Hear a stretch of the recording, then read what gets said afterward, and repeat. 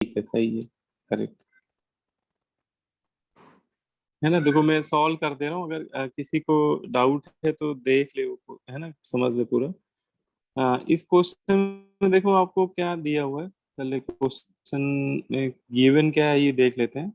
देखो आपको एक सॉल्यूशन का कंसंट्रेशन परसेंटेज बाय वेट में दिया हुआ है ना। 49% weight by weight sulphuric acid है, और उसकी डेंसिटी दी हुई है 1.5 ग्राम पर एमएल, और आपसे मोलरिटी पूछ रहा है। तो जब भी देखो परसेंटेज बाय वेट दिया जाए और मोलरिटी पूछा है, तो एक हम लोग ने अभी फॉर्मूला पढ़ा था लास्ट क्लास में, percentage by weight percentage into density into 10 upon molar mass, है ना। हाँ, तो ये फॉर्मूला अगर याद है तो बेटर है कि हम लोग डायरेक्ट इसी से कर लेंगे। और परसेंटेज बाय वेट डायरेक्ट यहाँ रख देंगे, 49 दिया हुआ है तो 49 रख दीजिए।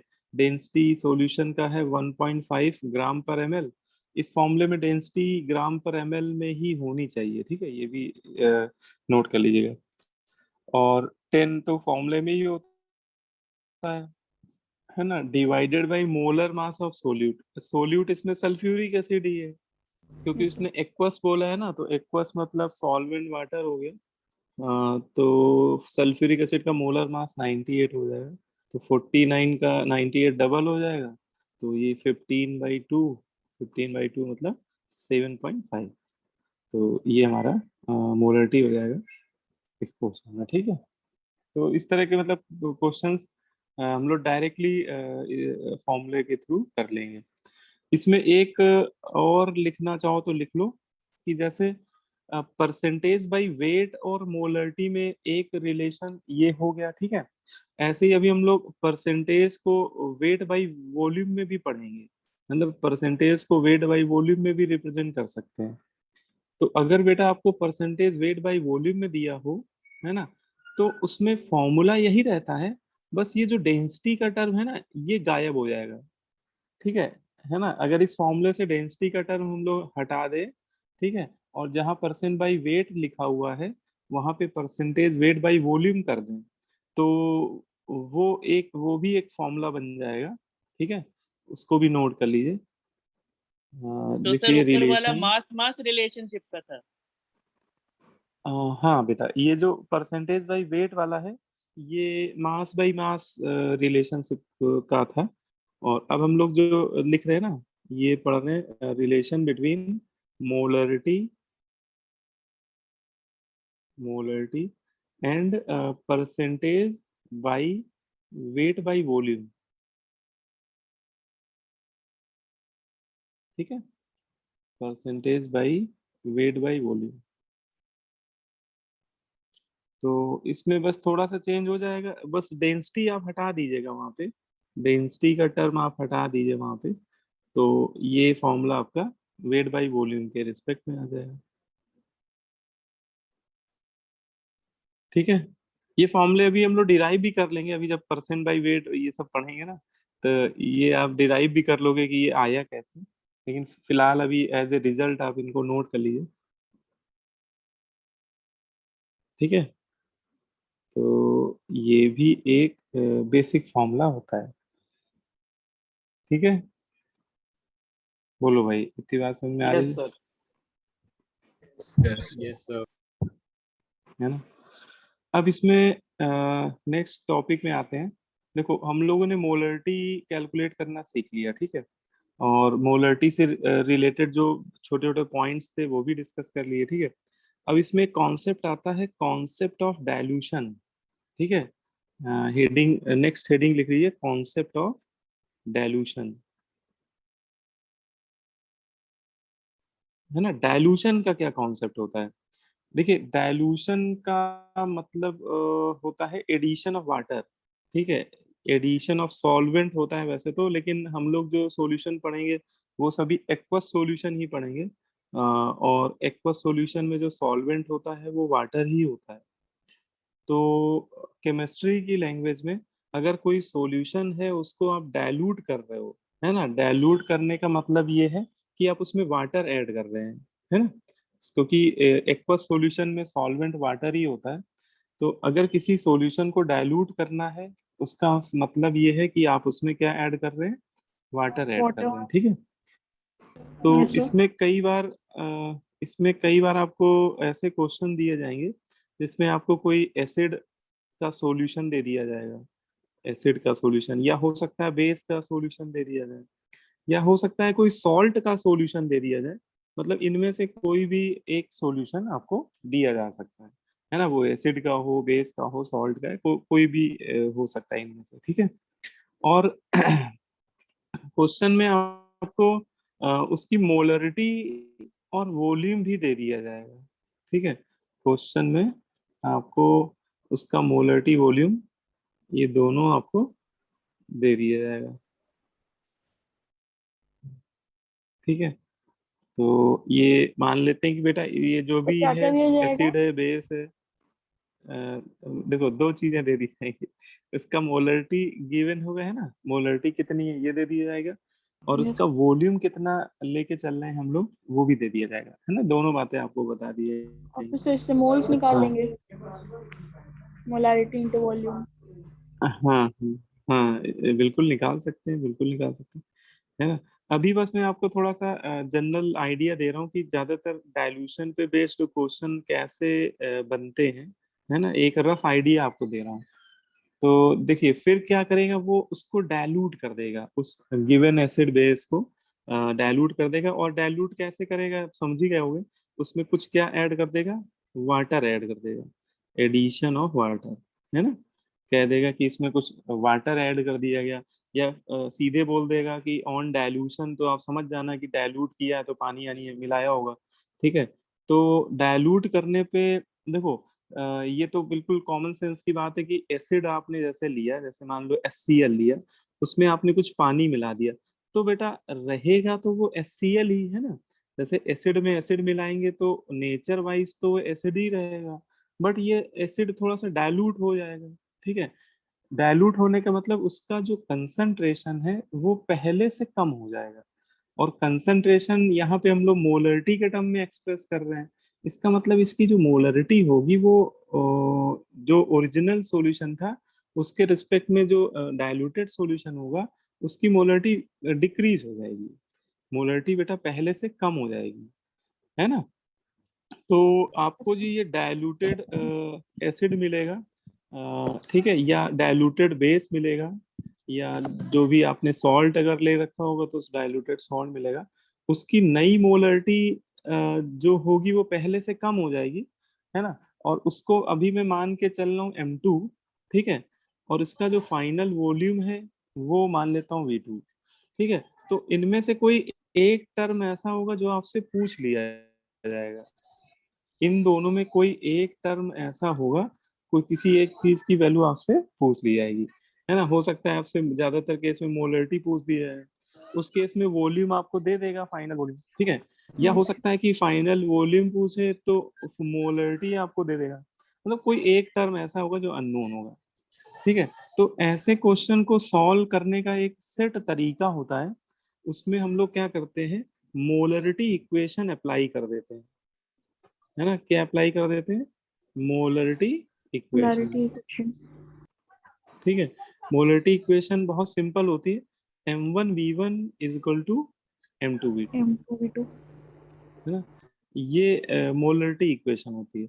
तो इस तरह के क्वेश्चन जब भी दिए जाएं, जब भी कोई एसिड या बेस के सॉल्यूशन को डाइल्यूट किया जा रहा हो, तो आप डायरेक्ट बेटा ये मोलरिटी इक्वेशन अप्लाई कर दीजिएगा, ठीक है। M1V1 इक्वल्स टू M2V2, ठीक है। अब इसमें थोड़ा सा ये समझ लिया जाए कि ये इक्वेशन कैसे मैंने लिख दी, है ना, इसका मतलब क्या है, ठीक है।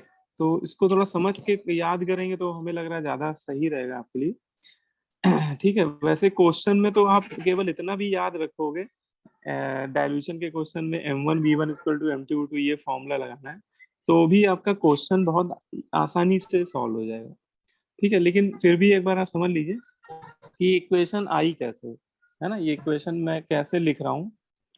तो इस इक्वेशन में देखिए आप ऐसे समझ लीजिए कि मोलरिटी की जो बेसिक डिफिनेशन थी उसमें अगर हम लोग देखें तो न्यूमरेटर में मोल्स थे सोल्यूट के, और डिनोमिनेटर में वॉल्यूम था सॉल्यूशन का, है ना। बोलो भाई, Yes, sir. ठीक है। अब देखो, अगर मैं वॉल्यूम को मोलरिटी के साथ बेटा मल्टीप्लाई कर दूं, है ना, अगर मैं मोलरिटी में सॉल्यूशन की मोलरिटी में सॉल्यूशन के वॉल्यूम से मल्टीप्लाई कर दूं, तो मुझे किसकी वैल्यू मिल जाएगी? मुझे सोल्यूट के मोल्स मिल जाएंगे, है ना। बोलो भाई, मोलरिटी में वॉल्यूम मल्टीप्लाई Yes, करने sir. पे हमें Yes. सॉल्यूशन के मोल्स मिल जाएंगे, ठीक है। तो देखो, आप क्या कर रहे हैं, आप जैसे मान लिया कि आपने कोई एसिड ले लिया, ठीक है, जैसे एग्जांपल के तौर पे, जैसे आपने मान लिए HCl का डाइल्यूटेड सॉल्यूशन ले लिया। HCl है, थोड़ा सा उसमें पानी पहले से ही पड़ा हुआ है, क्योंकि हम लोग जो सॉल्यूशन पढ़ रहे हैं वो सब डाइल्यूटेड सॉल्यूशन के लिए ही पढ़ रहे हैं, ठीक है। तो HCl का डाइल्यूटेड सॉल्यूशन है ना। तो इसमें HCl आपका सोल्यूट है ना। HCl क्या है? सोल्यूट है।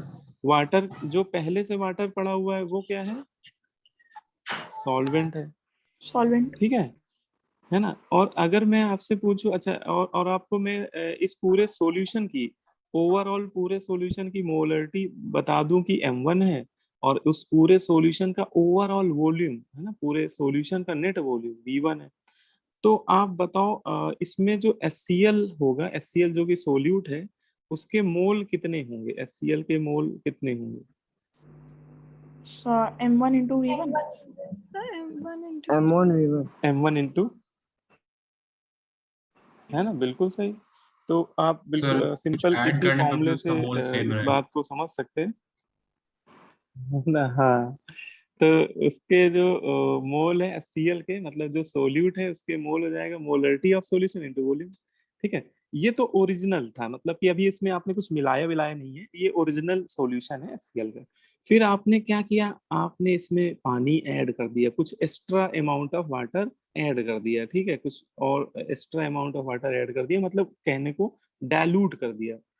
तो देखो, जब आप वाटर ऐड कर दोगे तो वो HCl के मोल पहले जितने थे, कम हो जाएंगे. वाटर ऐड करने के बाद अभी भी इतने ही रहेंगे, है ना, क्योंकि आपने HCl तो ऐड किया नहीं, आपने वाटर ऐड किया। हाँ, वाटर के मोल थोड़े बढ़ जाएंगे, नो डाउट, वाटर के मोल बढ़ जाएंगे क्योंकि वाटर सॉल्वेंट है, लेकिन सोल्यूट मतलब HCl के मोल जो फाइनल वाले हैं, वो अभी भी जितने HCl के मोल पहले वाले हैं उसी के ही क्या होंगे, बराबर होंगे, है ना, क्योंकि Yes, आपने sir. वाटर ऐड किया है।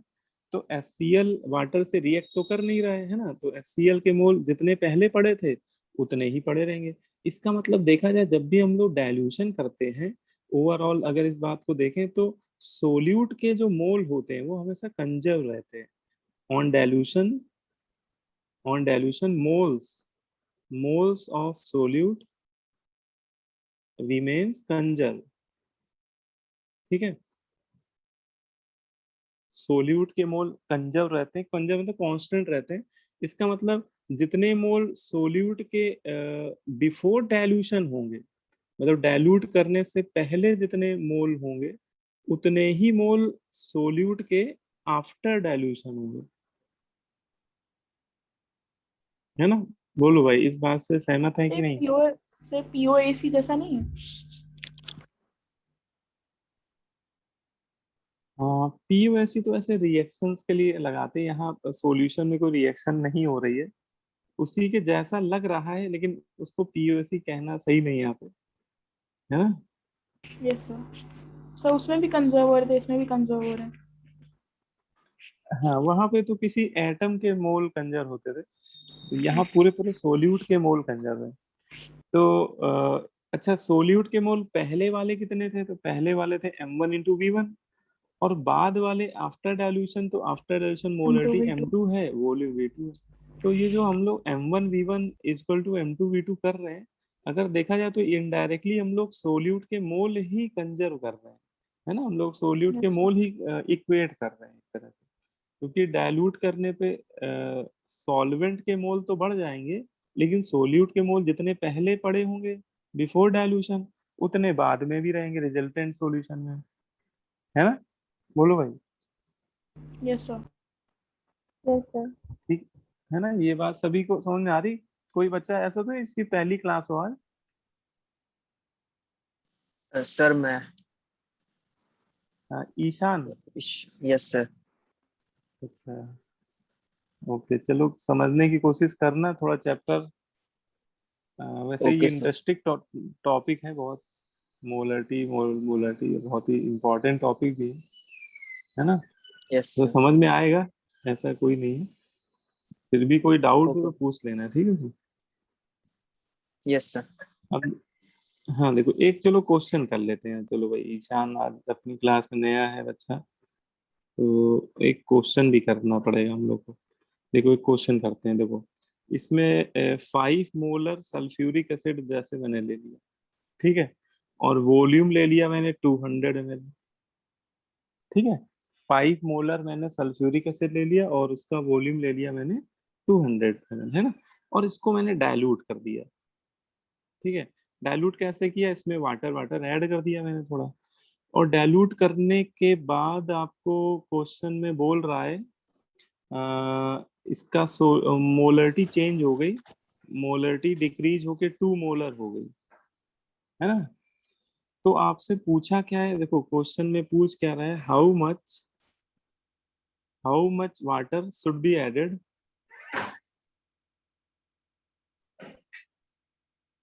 How much So water 300 should be milliliter. Added So 500. Yes sir. So 500 300. milliliter. Okay. 500 sir. So 300. हाँ चलो, मैं ऑप्शन दे रहा हूँ अभी। मैं कुछ Yes sir. एग्जैक्ट नहीं बोलने वाला हूँ। इन्हीं में कोई एक आंसर छुपा हुआ है।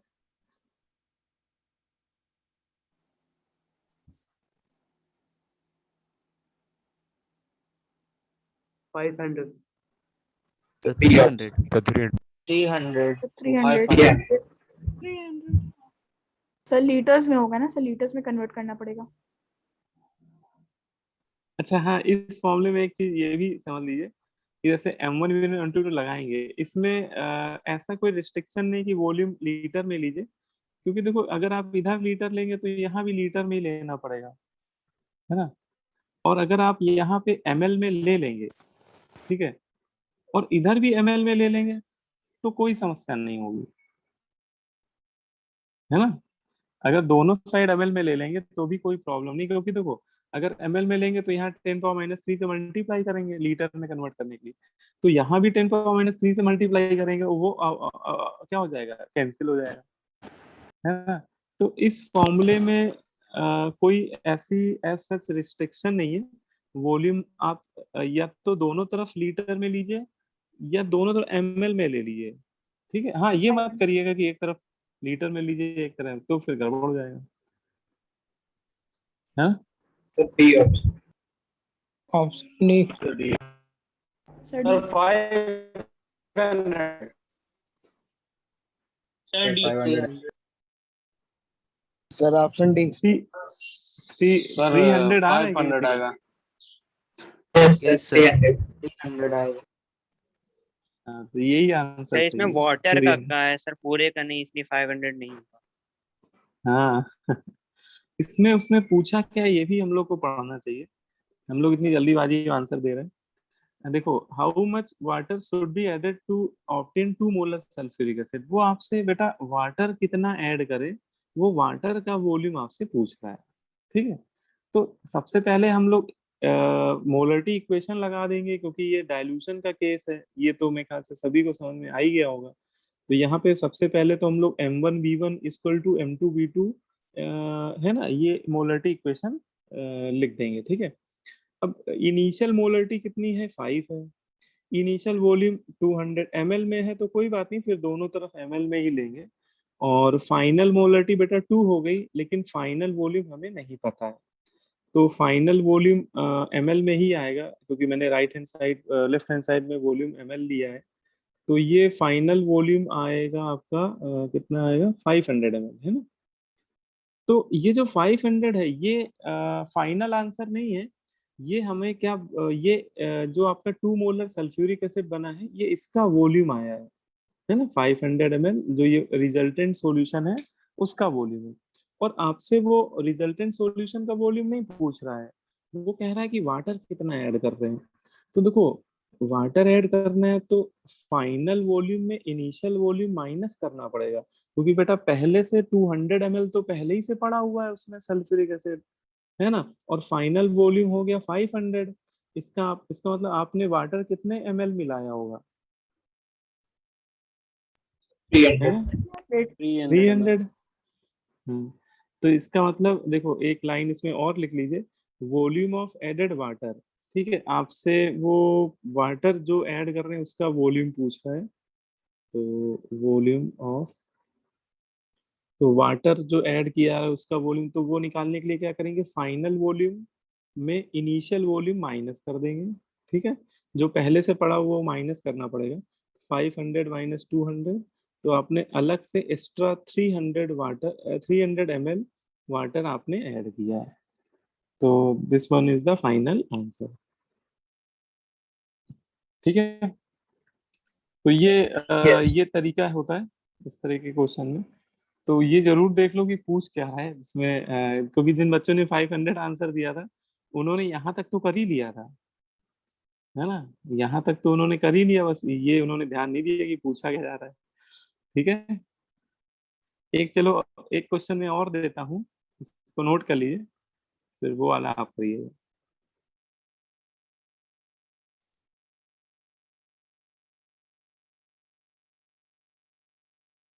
है ना, चलो देखो एक ये वाला आप लोग करिए, एग्जाम्पल नंबर 2। ठीक है,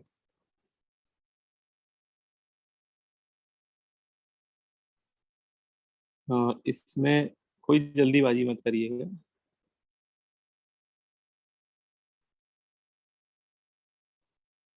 है ना, एक आपको सॉल्यूशन दिया 5 मोलर सल्फ्यूरिक एसिड, वॉल्यूम दिया इसका 200 ml, और इसमें एक और सल्फ्यूरिक एसिड का सॉल्यूशन ऐड कर दिया गया 3 मोलर सल्फ्यूरिक एसिड, इसका कितना वॉल्यूम है, 300 ml।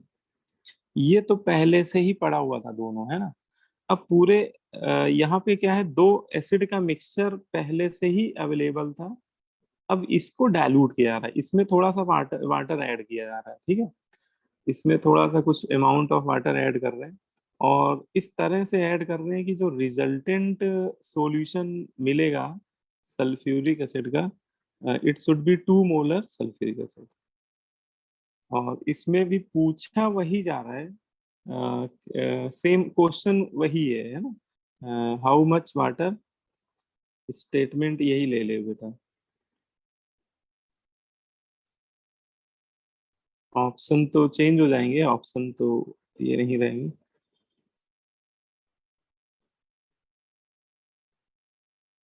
ठीक है, ये वाला करिए, ये सभी का आना चाहिए, देखो 2 मिनट 3 मिनट लो लेकिन सही निकालो इसको।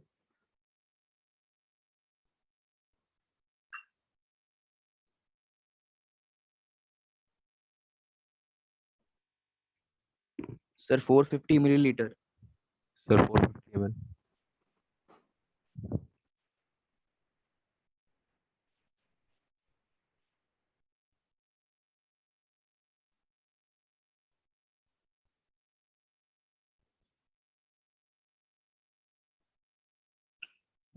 ठीक है, अभी मैं आंसर बोल नहीं रहा हूँ, है ना, आप लोग अटेम्प्ट कर लीजिए, है ना, सभी लोग एक बार अटेम्प्ट तो कर ही लो।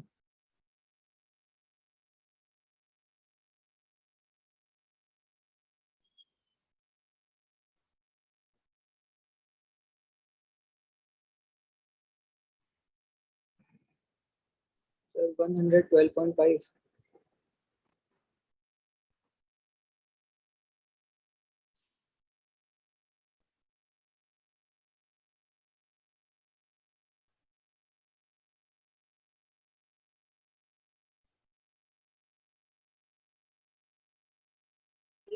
सर 50 आ रहा है। 50 आ रहा है, सर ऑप्शंस 50 तो बहुत कम है, ऑप्शन दे दें, चलो सर अच्छा ऑप्शन दे 450। देते हैं। Sir 450 ml. एक 50 ml ले ऑप्शन लेता दे दीजिए हूँ। आप। हाँ, चैट बॉक्स में भेज सकते हो आप।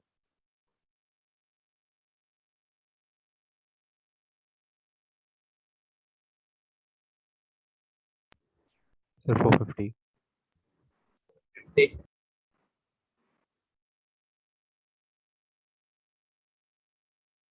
ठीक है।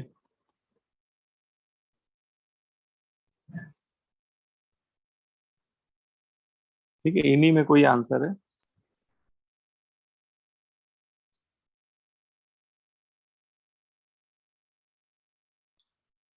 हाँ, कुछ बच्चों ने आंसर मुझे चैट में भेज दिया है।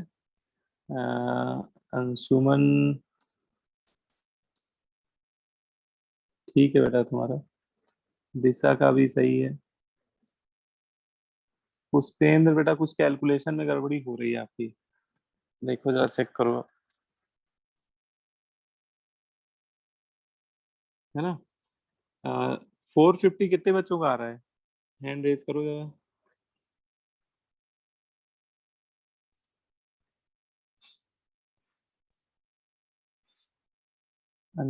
अंशी का आ गया, संभवी का आ गया, प्रथमेश का भी आ गया, दिशा का आ गया, यश जायसवाल का आ गया, वेदांत का भी आ गया, सिद्धार्थ कुमार का भी आ गया, अंशुमन का भी आ गया, आदर्श, रिजान, शिवम, मोहम्मद फयाद, आकाश, आकाश चौधरी, आकाश चौधरी।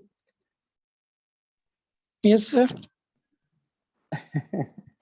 एक्चुअली तुम्हारा नाम मैंने इसलिए लिया, आका, आकाश इंस्टीट्यूट का नाम सुना तुमने? Yes sir. तो उसके इस समय जो करंट में डायरेक्टर है वो आकाश चौधरी ही है।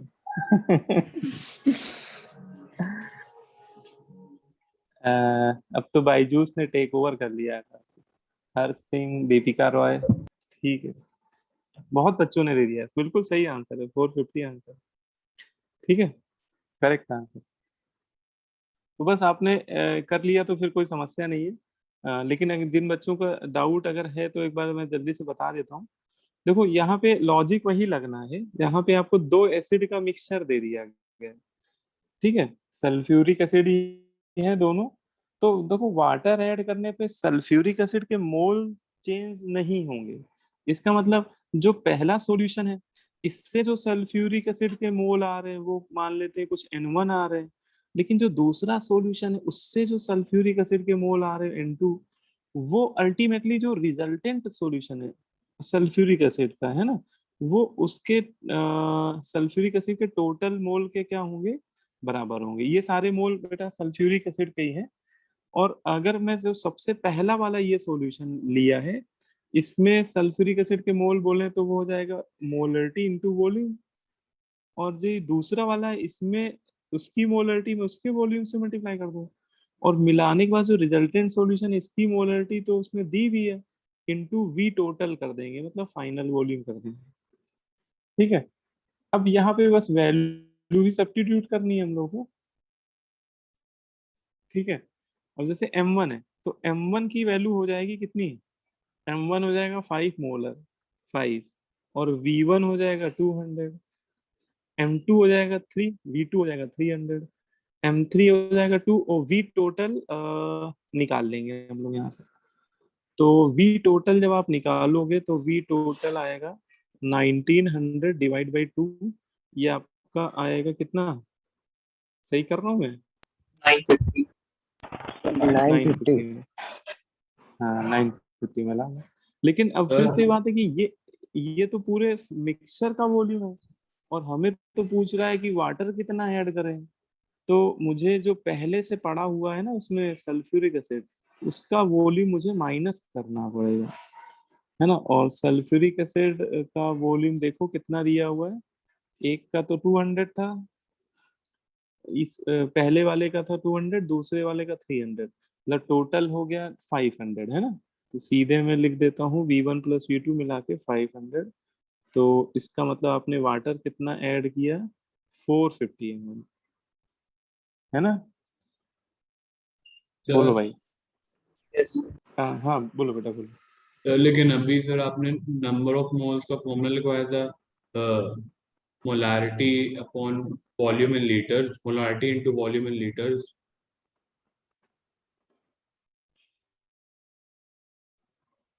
नहीं वो तो मोलरिटी का फॉर्मूला था, तो लेकिन आएगा देखो ना यहाँ से, देखो फॉर्मूला आप देख लो पहले। मोलरिटी होता है mole of solute divide by volume in litre, है Yes, ना। sir. और यहाँ से मोल क्या हो जाएगा, मोलरिटी मल्टीप्लाई बाय वॉल्यूम। तो जो मोल होंगे वो मोलरिटी मल्टीप्लाई बाय वॉल्यूम हो जाएगा, डिवाइड लेकिन नहीं वहां होगा, पे भी मल्टीप्लाई लीटर होगा। लिखा है सर, मोल तो निकल, मतलब मल्टीप्लाई मल्टीप्लाई यहाँ पे भी लीटर लिखा है सर। हाँ लीटर यहाँ पे लिखा है, बिल्कुल सही बात है। लेकिन यहाँ पे देखो ऐसा है कि ये दो जो हम लोग इक्वेट कर रहे हैं, तो इसमें वॉल्यूम अगर आप ml में भी ले लेंगे दोनों तरफ, है ना, तो भी कोई गलत थोड़ी ना है।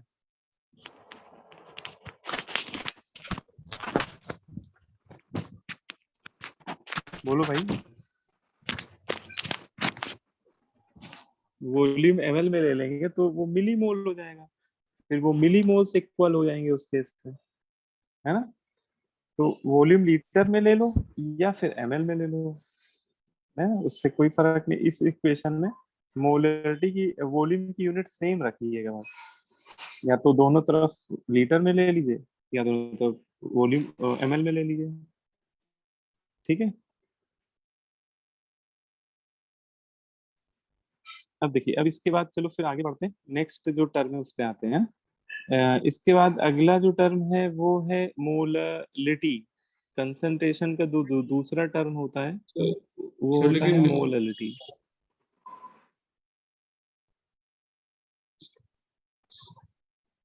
हाँ क्या करूँ बेटा, लीटर में लेने में sir answer 6, total volume of second solution 650 ml आ रहा है।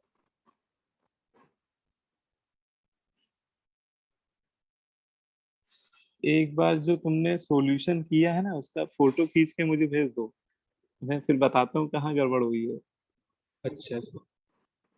है ना, एक बार क्योंकि ऐसे मैं बता नहीं पाऊंगा ना कि कहाँ गड़बड़ हो रही है। ठीक है, एक बार फोटो लेके जो भी तुमने सॉल्व किया है उसकी पिक्चर लेके भेज दो मुझे।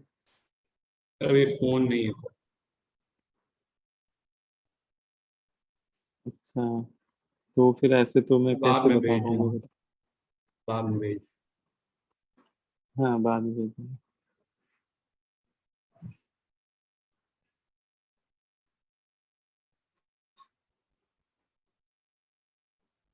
ठीक है, देखो मोललिटी को समझ लेते हैं। ठीक है, मोललिटी को कैसे हम लोग डिफाइन करते हैं।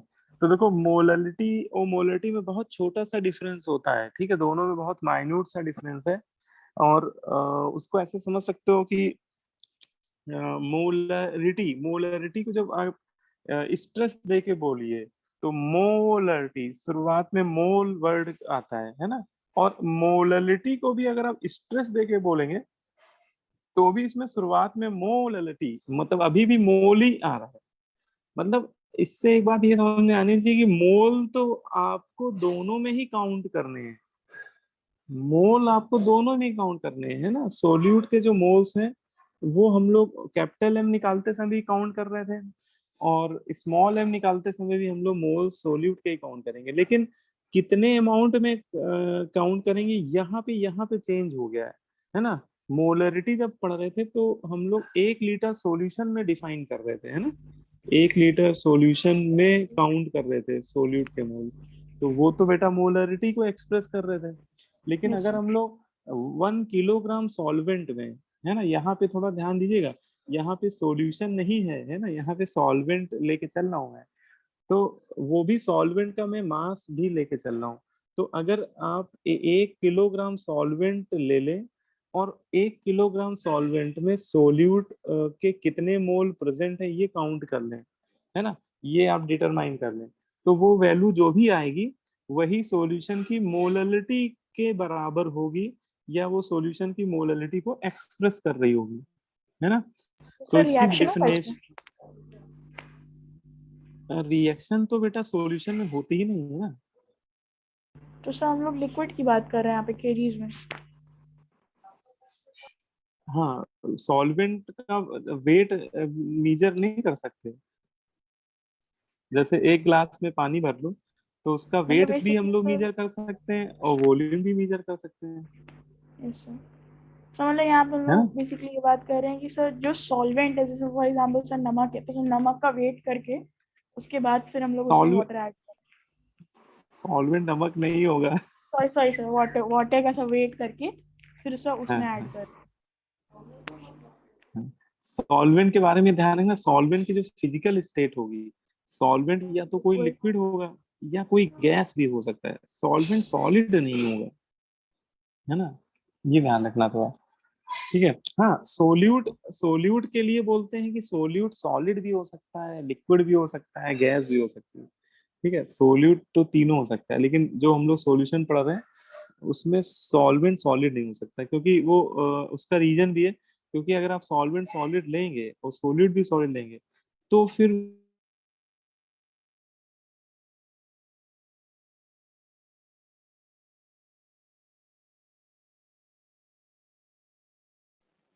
सर वॉइस नहीं आ रही।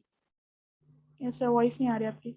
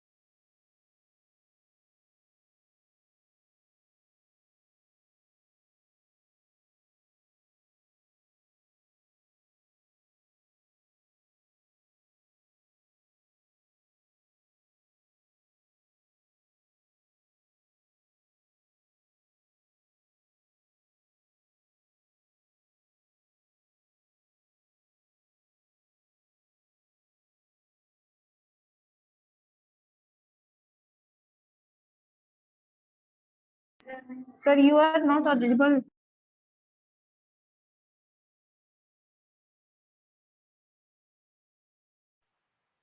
सर वॉइस नहीं आ रही है।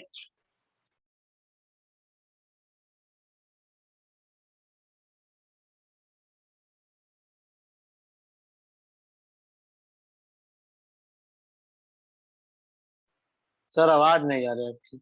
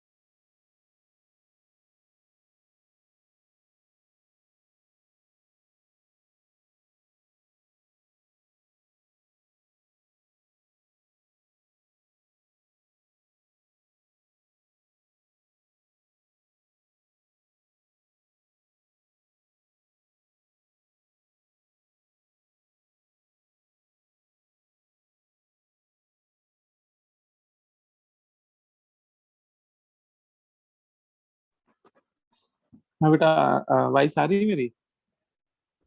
Yes. यस सर, अब आ रही। Yes, भाई sir. सर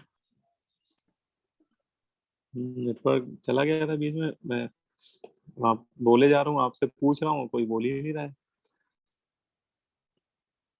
फिर पता चला कि कुछ नेटवर्क ही गायब है, तभी नहीं कोई बोल रहा। हाँ, स्क्रीन फ्रीज हो गया ये, अब सही हो गया।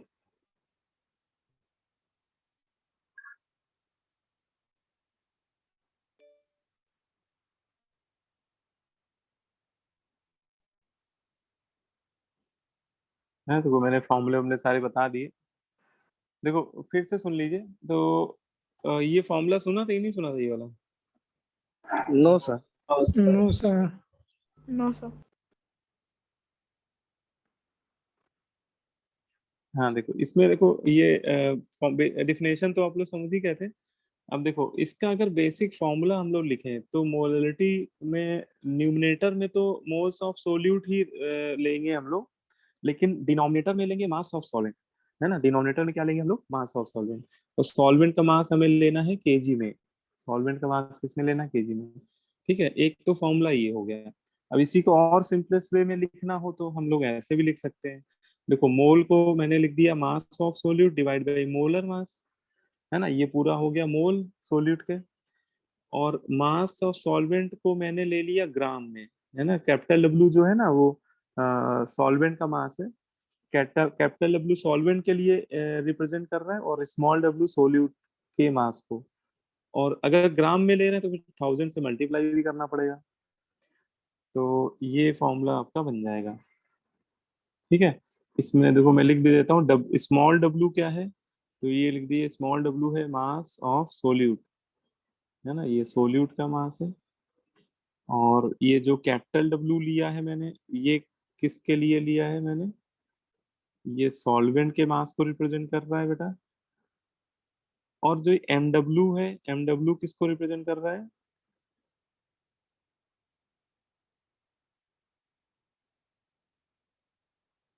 ठीक है, तो ये मोलर मास, सोल्यूट के मोलर मास को रिप्रेजेंट कर रहा है। ठीक है, बोलो भाई। Yes sir sir. बस 2 मिनट पीछे कर यस दीजिए। थोड़ा ऊपर का पीछे। हाँ, क्या कह रहे हो? थोड़ा ऊपर कर दें। यस।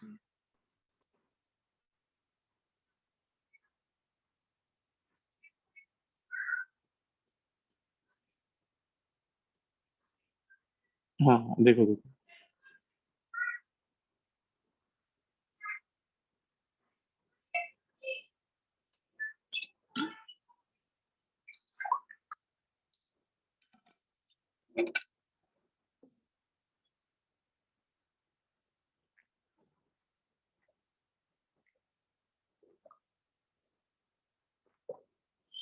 सर जो और करके फॉर्मूला लिखा है सर, उसमें W sir number of moles होंगे ना?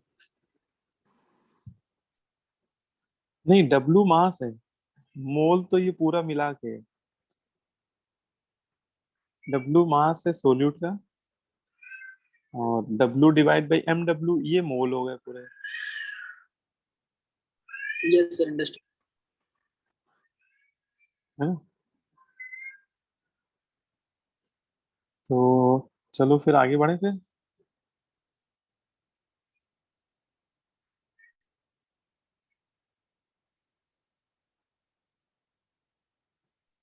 सर एक सेकंड सर, बस ऊपर स्लाइड कर देना सर। अच्छा, करता हूँ।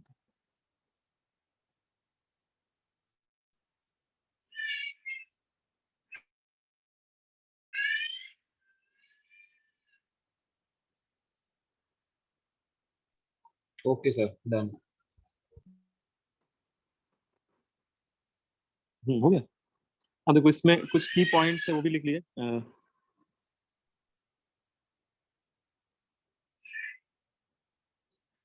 देखिए मोललिटी के रिगार्डिंग जो ये लर्न करने वाली जो बातें हैं वो लिख देता हूँ मैं। देखिए पहला पॉइंट लिख लीजिए, यूनिट ऑफ मोलरिटी। अगर आपसे कोई पूछे कि मोलरिटी की यूनिट क्या होती है? मोलर।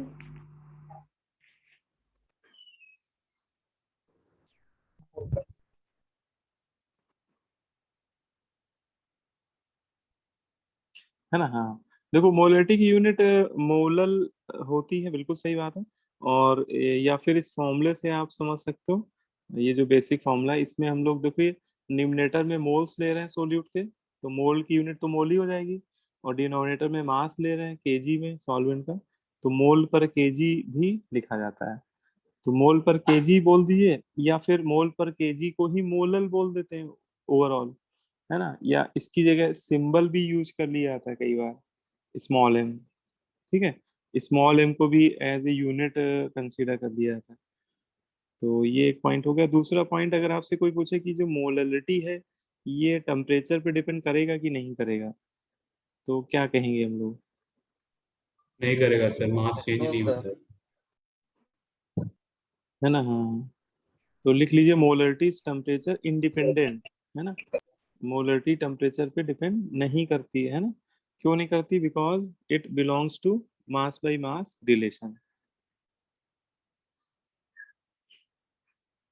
तो ये मास बाई मास रिलेशनशिप को बिलोंग कर रहा है, और मास जो होता है वो टेम्परेचर का फंक्शन नहीं होता है ना? मास टेम्परेचर पर डिपेंड नहीं करता है। देखो ना, इसमें यहाँ भी मास है, न्यूमरेटर में भी मास एज ए वेरिएबल है, और डिनोमिनेटर में भी मास है। एम डब्ल्यू तो मोलर मास है, मोलर मास तो एक फिक्स्ड वैल्यू होता है, तो उसको वेरिएबल नहीं मान सकते हैं। वेरिएबल यहाँ पे सोल्यूट का मास है और सॉल्वेंट का मास है। ठीक है, तो ये एक तरह का मास बाई मास टाइप का रिलेशन है, और इस वजह से टेम्परेचर डिपेंड नहीं करेगा। ठीक है,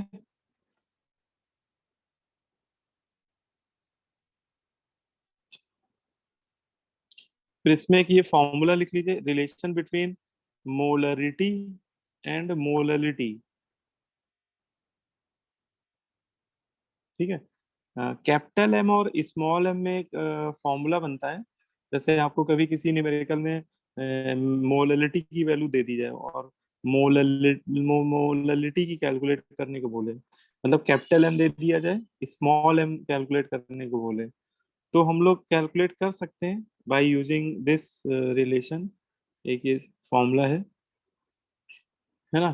फॉर्मूले में न्यूमरेटर में है molarity into 1000 divided by 1000 into density of solution minus molarity, फिर से मोलरिटी का टर्म आ रहा है, into molar mass of solute, है ना? ये फॉर्मूला बनता है इसमें। तो इस फॉर्मूले के थ्रू हम लोग कन्वर्ट कर सकते हैं कैपिटल एम को स्मॉल एम में, या स्मॉल एम की वैल्यू को कैपिटल एम में कन्वर्ट कर सकते हैं। ठीक है,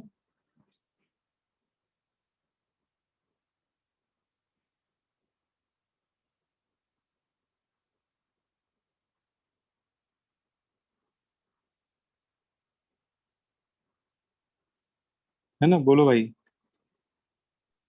यस। Yes sir. है ना? इस फॉर्मूले में देखो कैपिटल एम 2 बार आ रहा है, तो ये जो दोनों ही कैपिटल एम है ये रिप्रेजेंट कर रहे हैं मोलरिटी को, है ना? कैपिटल एम किसको रिप्रेजेंट कर रहे हैं? Molarity of solution. अच्छा, स्मॉल एम एक ही बार आ रहा है, स्मॉल एम रिप्रेजेंट कर रहा है मोलरिटी को, और जो डी है, डी डेंसिटी है बेटा सॉल्यूशन की, डेंसिटी ऑफ सॉल्यूशन, है ना? और ये एम डब्ल्यू क्या है? अरे ग्राम पर MW, ml ना। हाँ, डेंसिटी जब भी हम लोग लेंगे मोल कॉन्सेप्ट में किसी भी फॉर्मूले में, तो ग्राम पर ml ही लेंगे। ठीक है, डेंसिटी की जो स्टैंडर्ड यूनिट है इस चैप्टर में वो ग्राम पर ml है। Okay sir. ठीक है, तो ये फॉर्मूला हम लोग को पता होना चाहिए, इससे हम लोग डायरेक्ट निकाल सकते हैं कैपिटल एम से स्मॉल एम, स्मॉल एम से कैपिटल एम। और एक फॉर्मूला, चलो वो तो मैं पहले ही बता चुका हूँ तुम लोगों को, कैपिटल एम और परसेंट बाई वेट में एक रिलेशन पहले ही डिस्कस कर चुके हैं, है ना? देखो इसमें एक कुछ न्यूमेरिकल पहले करते हैं, फिर आगे बात में।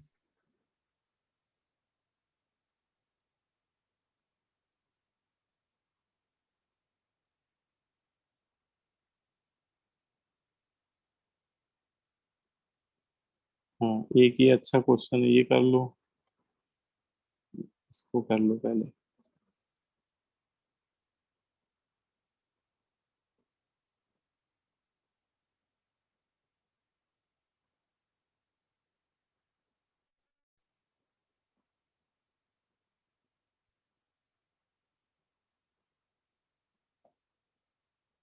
देखो ये क्वेश्चन पहले आप लोग रीड कर लीजिए जल्दी से, फिर हम लोग डिस्कस करेंगे।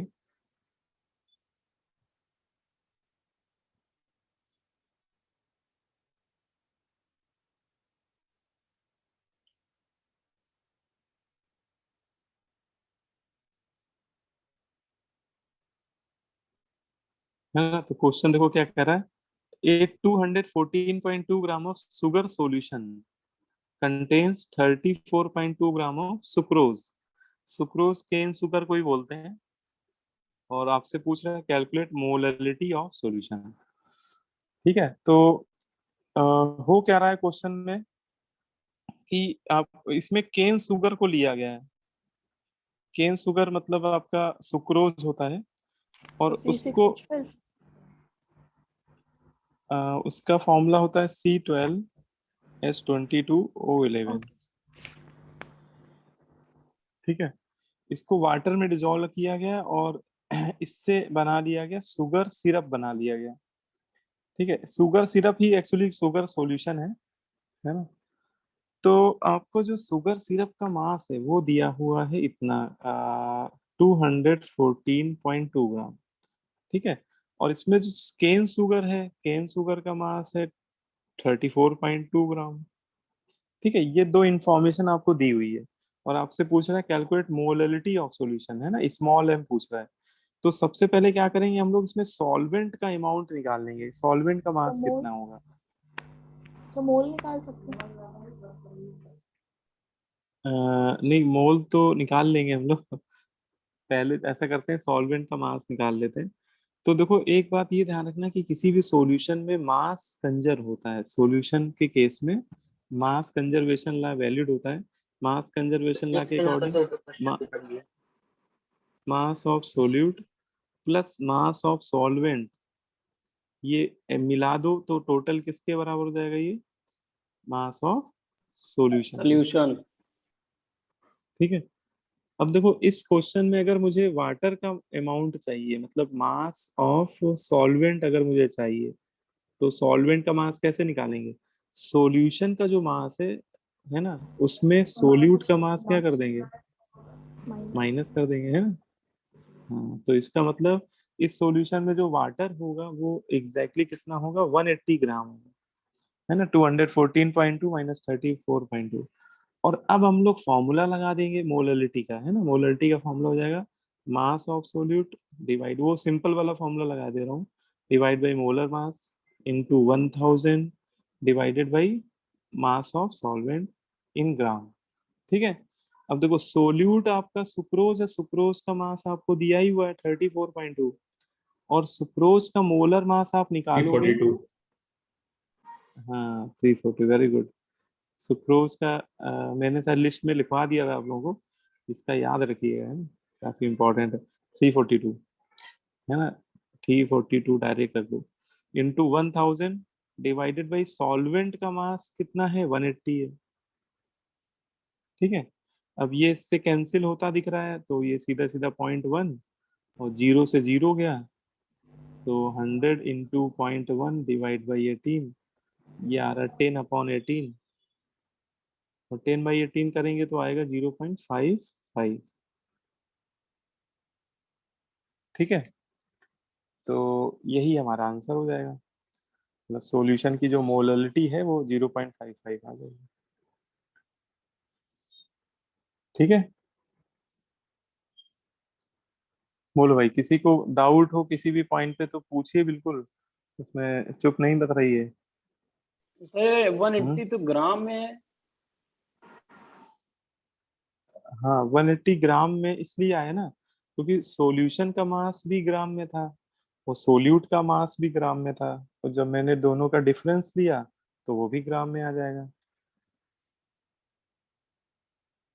है तो ना। सर आपने तो मोलैरिटी वाले फॉर्मूले में डिवाइडेड डिवाइडेड बाय 1000 किया है आपने।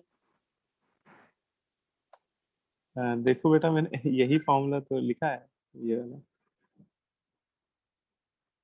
ये वाला फॉर्मूला ही तो लगाया मैंने। Yes sir. तुमने नीचे तो नहीं कर दिया 1000 लिखते समय, नहीं सर, मैं हैं। ऊपर वाले फॉर्मूले से कर रहा था ना, मास मोल तो solute one mass of solvent, मैंने केजी नहीं लिखा था ना। अच्छा, हाँ नहीं नहीं, अगर ये भी लगाओगे तो भी कोई दिक्कत नहीं है। जैसे आप 180 करोगे तो केजी की वजह डिवाइड से। डिवाइड बाई 1000 करना पड़ेगा, और 1000 ऊपर ही पहुंच जाएगा, मल्टीप्लाई हो यस जाएगा सर। ऊपर, है ना। तो ये लगो, चाहिए लगो, आएगा दोनों से ही आंसर भैया। ठीक है, तो इसका ये आगे मोलर बेटा होगा ना समझ सर में। इसका? हम्म, सर इसका मोलर होगा ना? यून यूनिट सर, हाँ मोलर यूनिट, हाँ यूनिट मोलर लिख दीजिए, बिल्कुल सही कह रहे हैं, मोलर या मोल पर केजी भी लिख सकते हैं, है ना, दो भी लिख सकते हैं, दोनों में कोई भी लिख दीजिए। सर स्मॉल एम से नोट करा जाता है। हाँ मोलर को सिंबल के तौर पे स्मॉल एम भी यूज करते हैं, तो केवल स्मॉल एम भी यूज कर सकते हैं, कोई गलत नहीं, है ना, वो सारी उसी के यूनिट्स हैं, सेम यूनिट है वो। ठीक है, क्लियर हो गया सभी को, क्वेश्चन में कोई डाउट तो नहीं किसी को? No sir. अच्छा चलो फिर आगे बढ़ते हैं। इसके बाद जो अगला टर्म है कंसंट्रेशन का, वो है मोल फ्रैक्शन। नेक्स्ट टर्म कौन सा होता है? Mole fraction. सर हाँ बोलो बेटा। सर एक और रिलेशन में होता है ना, मोलैरिटी, मोलैलिटी और डेंसिटी के बीच में। हाँ कौन सा? मोलैरिटी और molarity, molality and density sir. ये यही वाला तो है, देखो मोलैरिटी भी है, मोलैरिटी भी है और डेंसिटी भी है, तीनों है। Yes sir. अब चाहो तो हेडिंग में मोलैरिटी, मोलैरिटी डेंसिटी भी लिख लो, कोई ठीक है, वो कोई नया फॉर्मूला थोड़ी ना बनेगा। हाँ देखो, अच्छा मोल फ्रैक्शन क्या होता है? देखो मोल फ्रैक्शन जो, ये कंसंट्रेशन का ये वाला जो टर्म है ना, बोलते हैं एक सॉल्यूशन में जितने भी डिफरेंट डिफरेंट कंपोनेंट्स हैं, ये सभी के लिए इंडिविजुअली डिफाइन होता है ना। जैसे एक बाइनरी सॉल्यूशन में दो कंपोनेंट होता है, सोल्यूट एंड सॉल्वेंट, तो मोल फ्रैक्शन हम लोग दोनों के लिए अलग अलग कैलकुलेट कर सकते हैं। सोल्यूट के लिए अलग डिफाइन करते हैं हम लोग, और सॉल्वेंट के लिए अलग डिफाइन करते हैं, ठीक है। तो मोल फ्रैक्शन एक ऐसा टर्म है जो सॉल्यूशन में जितने भी कंपोनेंट है सभी के लिए इंडिविजुअली डिफाइन होता है। तो इसको लिख लीजिए, है ना, mole fraction is defined for each component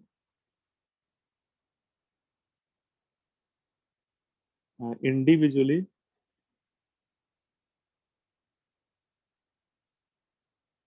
for present in solution.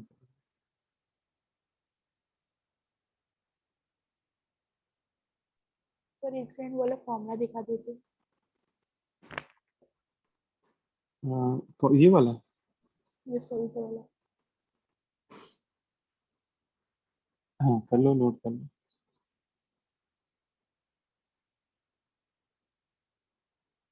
Okay sir.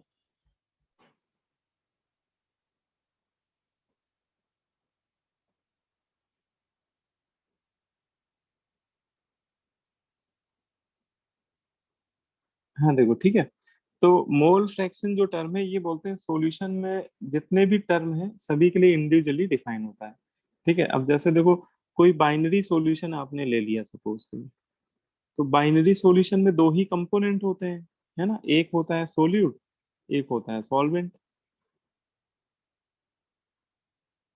है ना। बाइनरी सॉल्यूशन में दो ही कंपोनेंट होते हैं, एक होता है सोल्यूट, एक होता है सॉल्वेंट। तो जो ये मोल फ्रैक्शन है ये दोनों के लिए अलग अलग डिफाइन होगा। अब देखो कैसे डिफाइन करेंगे, तो उसको समझ लेते हैं। जैसे पहले मैं एज्यूम कर लेता हूँ कि ये जो भी बाइनरी सॉल्यूशन है उसमें सोल्यूट के जो मोल्स है वो स्मॉल एन है, और जो सॉल्वेंट के मोल्स हैं वो कैपिटल एन है, ठीक है। पहले मैंने मान लिया कि ये जो बाइनरी सॉल्यूशन है इसमें सोल्यूट के जो मोल है वो स्मॉल एन है, और सॉल्वेंट के मोल कितने हैं? Capital N, capital N. है ना। अब देखो, अब जैसे मुझे मोल फ्रैक्शन निकालना हो सोल्यूट का, मतलब सोल्यूट के मोल फ्रैक्शन निकालने हो, तो इसका एक आपको मैं सिंपल सा फॉर्मूला बताता हूँ। देखिए, आपको सॉल्यूशन में किसी भी पर्टिकुलर कंपोनेंट के मोल फ्रैक्शन कैलकुलेट करने हो, मोल फ्रैक्शन का जो सिंबल होता है वो काई होता है, इसका जो सिंबल यूज करते हैं ना हम लोग, काई होता है, ठीक है। ग्रीक लेटर होता है ये, है ना, एक्स की तरह लगता है देखने में, लेकिन एग्जैक्टली एक्स है नहीं, एक्स के हाथ पैर पकड़ के थोड़ा खींच दिया आपने तो ये ऐसा बन जाता है थोड़ा। ठीक है, तो Yes, इसका सिंबल जो यूज करते हैं हम लोग, काई इसको बोलते हैं, है ना? इसका सिंबल क्या बोलते हैं? काई। अब जैसे आपको किसी भी कंपोनेंट के मोल फ्रैक्शन लिखने हैं तो आप क्या करिए, जिस भी कंपोनेंट के मोल फ्रैक्शन निकालने, उस कंपोनेंट के मोल न्यूमरेटर में ले लीजिए, है ना? मोल्स ऑफ दैट कंपोनेंट, जिस भी कंपोनेंट के रिस्पेक्ट में आप निकालना चाह रहे हो उसके मोल न्यूमरेटर में ले लिए और Upon डिवाइड कर total दिए किससे? हाँ, टोटल मोल्स। ठीक है, डिवाइडेड बाय टोटल मोल्स।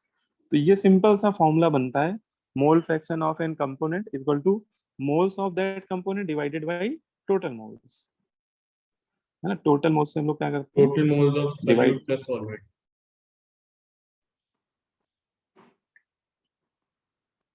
हाँ, Divide by अगर total moles of binary solute solution है तो टोटल, हाँ बाइनरी में तो क्या दोनों का सम हो जाएगा, सोल्यूट एंड सॉल्वेंट का, है ना? बोलो भाई। Yes. जैसे आपको या इसको याद करने के लिए ऐसे याद कर सकते हो, मोल फ्रैक्शन इक्वल टू उनके मोल अपॉन टोटल मोल, उनके मोल अपॉन टोटल मोल। ये सबके बस में मोल याद रखने के लिए मैं बोल रहा हूँ। ठीक है, कि बस आपके दिमाग में इतना भी अगर है तो भी आप मोल फ्रैक्शन बहुत आसानी से निकाल सकते हो।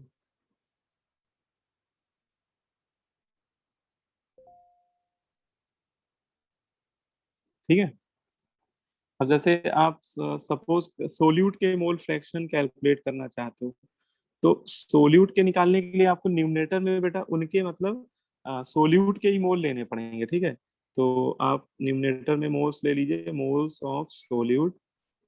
ठीक है, और डिवाइडेड कर दिए टोटल मोल से। और बाइनरी सॉल्यूशन में दो ही मोल होते हैं, दो ही कंपोनेंट होते हैं, है ना? सोल्यूट और सॉल्वेंट। तो पहले सोल्यूट के मोल लिख दीजिए, फिर सॉल्वेंट के मोल लिख दीजिए, दोनों का सम कर दीजिए। ठीक है, शॉर्ट में लिखना है तो सोल्यूट के मोल को मैंने स्मॉल एन बोला था, है ना? सॉल्वेंट के मोल को कैपिटल एन बोला था। तो ये बन गई इक्वेशन नंबर 1। ठीक है, मोल फ्रैक्शन ऑफ सोल्यूट हो जाएगा small N divided by small N plus capital N. ठीक है, बोलो भाई। Yes, sir. Yes, sir. Yes, sir. अब जैसे सॉल्वेंट के लिखने हो मोल फ्रैक्शन, तो बताओ सॉल्वेंट के मोल फ्रैक्शन कैसे लिखें? So capital N upon N plus Small capital N. n plus capital N. ठीक है, बहुत बढ़िया, है ना? Capital Yes. N divide by N plus capital, है ना? अब देखिए, अब इन दोनों इक्वेशन को अगर हम लोग ऐड करते हैं ना, इन दोनों इक्वेशन को इंडिविजुअली ऐड कर दे, इक्वेशन 1 इक्वेशन 2 को ऐड कर दे, देन वी गेट, देखिए एक रिजल्ट मिलेगा आपको, मोल fraction of solute plus mole fraction of solvent, One. है ना? हाँ, ये कितना आ जाएगा? 1 आ जाएगा, है ना? 1 कैसे आएगा? देखो, क्योंकि small N plus capital N LCM आ जाएगा और न्यूमरेटर में भी small N plus capital N आ जाएगा और ये कैंसिल होके 1 के बराबर हो जाएगा, है ना? तो ये एज ए रिजल्ट हम लोग यूज करेंगे क्वेश्चन में। सोल्यूट और सॉल्वेंट के मोल फ्रैक्शन का जो सम हुआ करेगा बाइनरी सॉल्यूशन में, वो हमेशा यूनिटी के इक्वल हुआ करेगा। यूनिटी मतलब 1 के बराबर।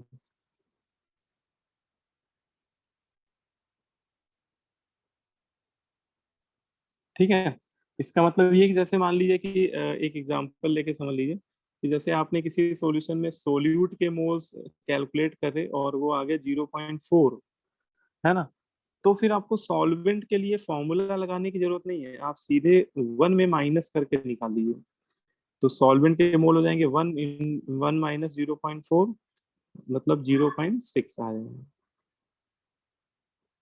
ठीक है, तो सोल्यूट या सॉल्वेंट में आप किसी के भी मोल पहले निकाल लीजिए, मान लीजिए आपने सोल्यूट के पहले निकाल लिए, तो आप सॉल्वेंट के निकालने हैं तो 1 में माइनस करके निकाल लीजिए सॉल्वेंट के, या सॉल्वेंट के आपने पहले निकाल लिए तो सोल्यूट के निकालने हैं तो भी 1 में माइनस करके आप निकाल सकते हैं। ठीक है, बोलो भाई। Yes, sir. Sir, 1 पे माइनस Yes. करके फिर बाइनरी सॉल्यूशन के निकाल सकते हैं. नहीं, ये जो रिजल्ट है ये बाइनरी के अलावा भी एप्लीकेबल है। मान लो कि जैसे 3 कंपोनेंट है, एक जैसे एग्जांपल ले लेते हैं, कंसीडर टर्नरी सॉल्यूशन, है ना, एक एग्जांपल लेके समझ लेते हैं।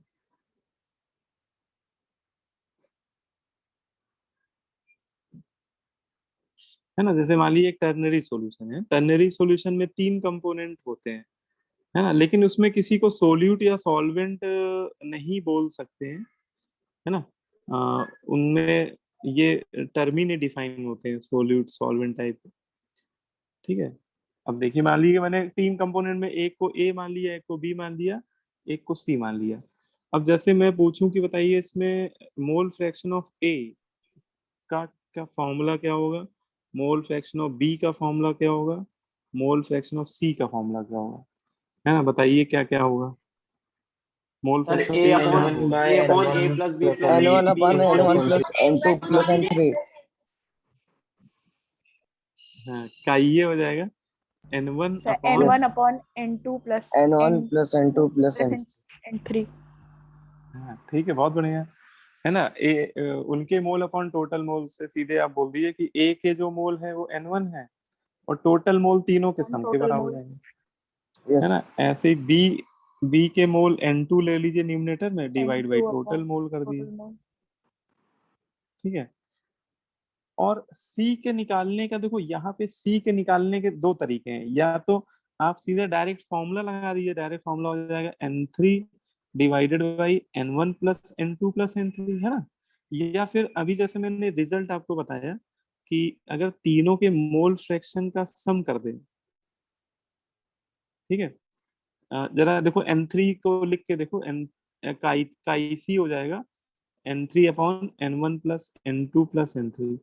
अब देखो तीनों इक्वेशन को ऐड करो, अभी भी तीनों के मोल फ्रैक्शन का सम देखो 1 के बराबर आ 1 रहा है कि आएगा. नहीं आ रहा, Yes. Yes है ना, sir. 1 ही आ रहा है। तो इसका मतलब जो ये Example पे रिलेशन है, ये रिलेशन तो हर टाइप के सॉल्यूशन के लिए एप्लीकेबल है, और में टोटल चाहे फ्रैक्शन वो 1/1 ही आएगा। हाँ हाँ, मतलब एक सॉल्यूशन में चाहे कितने भी कंपोनेंट क्यों ना हो, है ना, टोटल मोल फ्रैक्शन जो होगा वो 1 के ही बराबर होगा।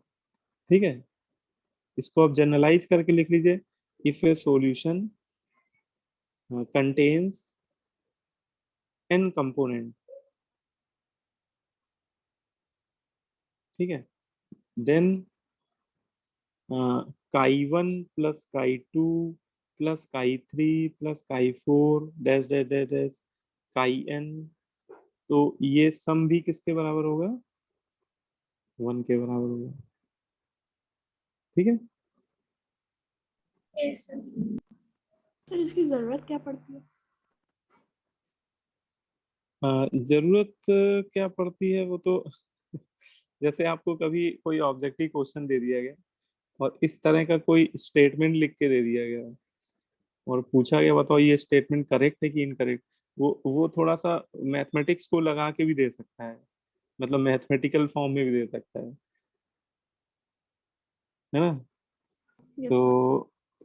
ये स्टेटमेंट अगर कहीं दिख जाए तो उसको आप करेक्ट कर दीजिएगा। समीशन ऑफ काई आई, आई की वैल्यू 1 से लेकर n तक ले रहे हैं हम लोग, तो ये वैल्यू 1 के बराबर होगी। ठीक है, समीशन ये तो जानते हो कि जो सिग्मा साइन किस को क्या रिप्रेजेंट करता है, Submission. है ना, समीशन रिप्रेजेंट करता है। ठीक है, अब जैसे इसमें भी कुछ छोटी मोटी बातें हैं वो भी लिख लीजिए, है ना, लिख लीजिए इंपॉर्टेंट पॉइंट टू रिमेम्बर।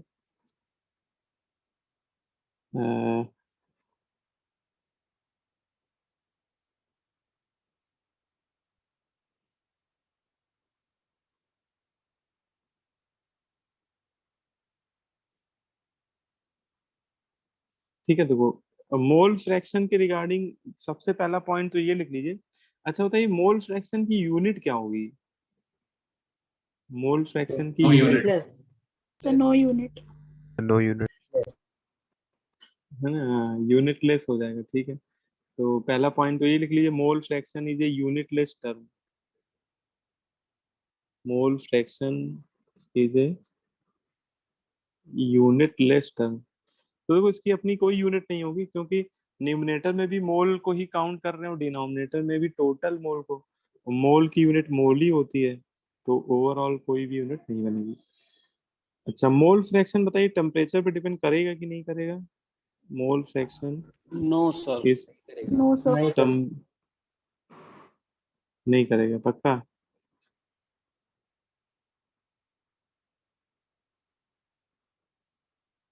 ठीक है, तो ठीक है, नहीं करेगा, मान ली मैंने आपकी बात। मोल फ्रैक्शन जो होता है वो टेम्परेचर पे डिपेंड नहीं करता है ना? क्यों नहीं करता है उसको आप समझ सकते हो, तो इसके बेसिक फॉर्मूले से। क्योंकि इसमें ऊपर भी मोल ले रहे हैं हम लोग, है, नीचे भी मोल, और मोल को ब्रेक करेंगे तो मास डिवाइड बाई मोलर मास करके लिखेंगे। ठीक है, ऐसे ही नीचे भी mass divide by molar mass. Molar mass तो एक कांस्टेंट वैल्यू होती है, तो इसको हम लोग मास बाई मास रिलेशनशिप बोल सकते हैं, है ना? मतलब जो मोल फ्रैक्शन है वो एक तरह से मास बाई मास रिलेशनशिप को ही बिलोंग कर रहा है ना? और मास बाई मास टाइप के जितने भी रिलेशन होते हैं या जितने भी कंसंट्रेशन के टर्म होते हैं, वो टेम्परेचर पे डिपेंड नहीं करते हैं, है ना? Because it is a mass by mass relation. ठीक है, तो वो सिंपल सी बातें हैं सर। हाँ, अच्छा, मोल फ्रैक्शन के बारे में ये भी पता होना चाहिए कि किसी भी कंपोनेंट का आपको देखो, किसी को न्यूमेरिकल में मोल फ्रैक्शन किसी के भी पूछे है, तो उसकी वैल्यू बेटा 0 से 1 के बीच में ही आनी चाहिए। मतलब किसी भी कंपोनेंट के जो मोल फ्रैक्शन होने चाहिए वो एक फ्रैक्शनल वैल्यू होनी चाहिए, है ना? Mole fraction always a fractional value, है ना? इसके नाम में भी फ्रैक्शन इसीलिए आता है क्योंकि इसकी वैल्यू कभी 1 से ज्यादा नहीं हो सकती। सर 1 के इक्वल हो सकती है ना? नहीं, 1 के इक्वल टोटल मोल हो सकते हैं, लेकिन किसी एक कंपोनेंट के मोल 1 के बराबर सर नहीं अगर हो सकते। प्योर सब्सटेंस है तो 1 हो जाएगा। हाँ, अगर प्योर सब्सटेंस है तो वहां पे एक ही कंपोनेंट होगा और उसके मोल और टोटल मोल बराबर हो जाएंगे, तो वहां पे 1 हो सकता है ना? प्योर सब्सटेंस के लिए हो सकता है, अदरवाइज मिक्सचर के लिए कभी 1 नहीं होगा, क्योंकि मिक्सचर में कम से कम 2 कंपोनेंट तो होंगे ही होंगे, है ना? Yes sir. ठीक है, तो मिक्सचर के लिए इसकी वैल्यू हमेशा फ्रैक्शनल होगी। और एक चलो ये भी फॉर्मूला ही, ये भी लिख लीजिए, रिलेशन बिटवीन मोलालिटी, मोलालिटी मतलब small M, and mole fraction of solute.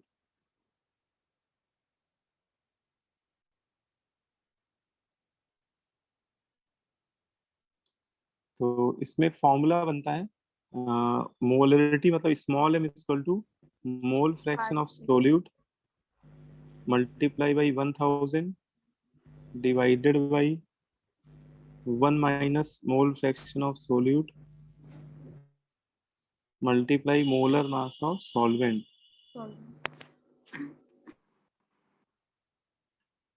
है ना? ये फॉर्मूला कई बार हम लोग को ऑब्जेक्टिव में काफी हेल्प मिलेगी, डायरेक्टली हम लोग निकाल लिया करेंगे। ठीक है, मोल फ्रैक्शन से मोलरिटी।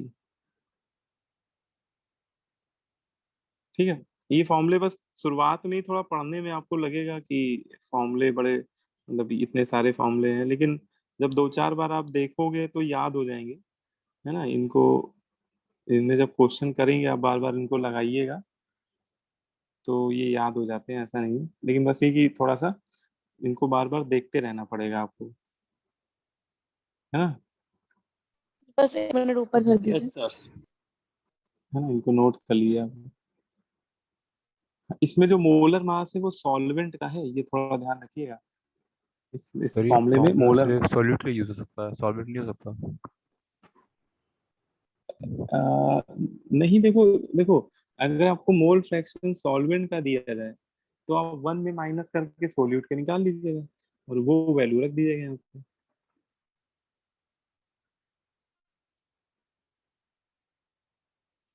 है ना? भाई सॉल्वेंट के मोल फ्रैक्शन दिया जाए तो 1 में माइनस करके सोल्यूट के निकाल के फिर इस फॉर्मूले में सब्स्टिट्यूट कर दीजिएगा। Okay sir. ठीक है, इसमें कोई दिक्कत वाली बात नहीं है।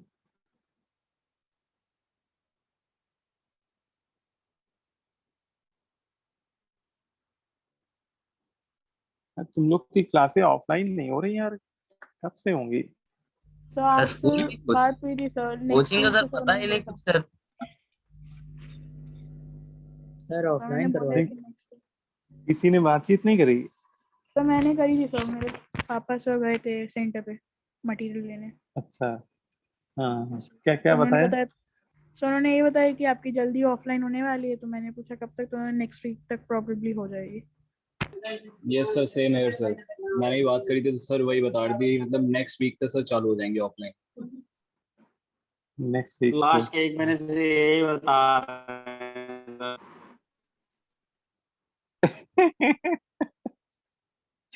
अच्छा,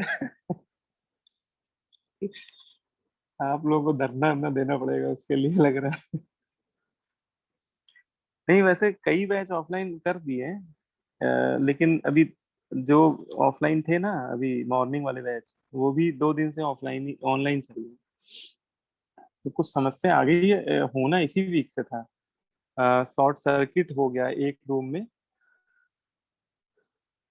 सुबह वाली क्लास में किसी दिन, उसमें प्रोजेक्टर वेजेक्टर सब लगा हुआ है, तो उसमें कुछ लोड वोड नहीं उठा पाया होगा, जो भी दिक्कत है। तो अभी वही इसी वजह से शायद इन्होंने मंडे से कर दिया है। सर और जो बैचेस से क्लास रन की उनकी ऑफलाइन क्लास शुरू हो गई है। हाँ, नहीं अभी मंडे से शुरू हो गई थी ऑफलाइन। मंडे ट्यूसडे वेनेसडे 3 दिन हम लोग गए हैं, मतलब ऑफलाइन क्लास लेने के लिए। लेकिन अभी 2 दिन से 3 दिन से 2 दिन से ऑफ ऑनलाइन ही चल रही है। 11 की नहीं, 11 की तो एको दिन नहीं ऑफलाइन हुई है। 11 की अभी एक भी दिन नहीं हुई है, अब अगले हफ्ते से ही होगी, अब जो भी होगी। चलो आगे बढ़े फिर, नोट तो हो ही गया होगा। Yes sir. हाँ सर।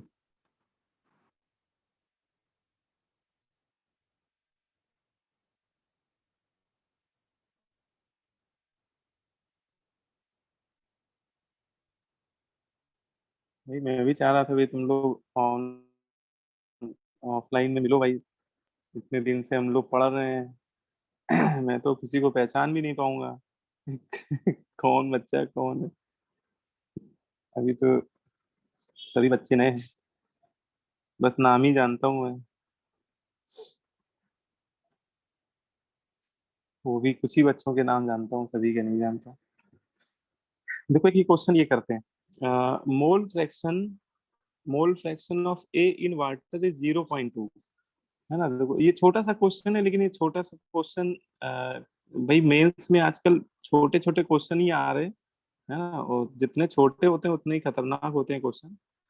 देखो मोल fraction of A in water is 0.2, उसने पहली लाइन में बहुत सिंपल सा स्टेटमेंट बोल दिया है, mole fraction of A in water is 0.2। इससे ये समझ में आ रहा है कि एक बाइनरी टाइप का सॉल्यूशन है।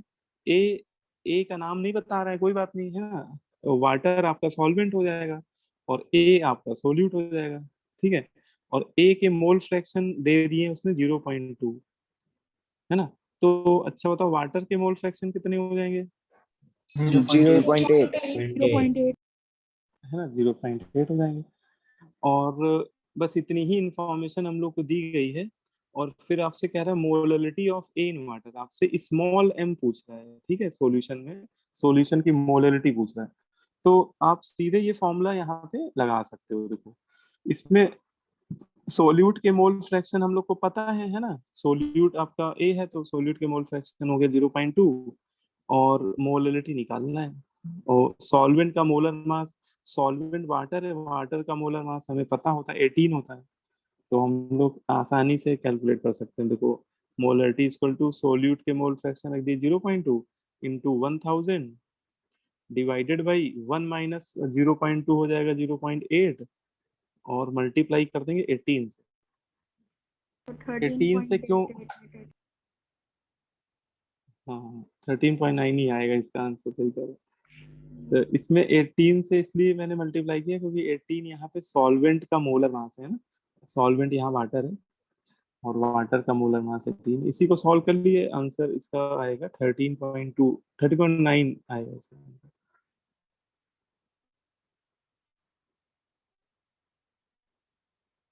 है ना? तो ये हो गया भाई, सीधे फॉर्मूला बेस्ड क्वेश्चन था ये।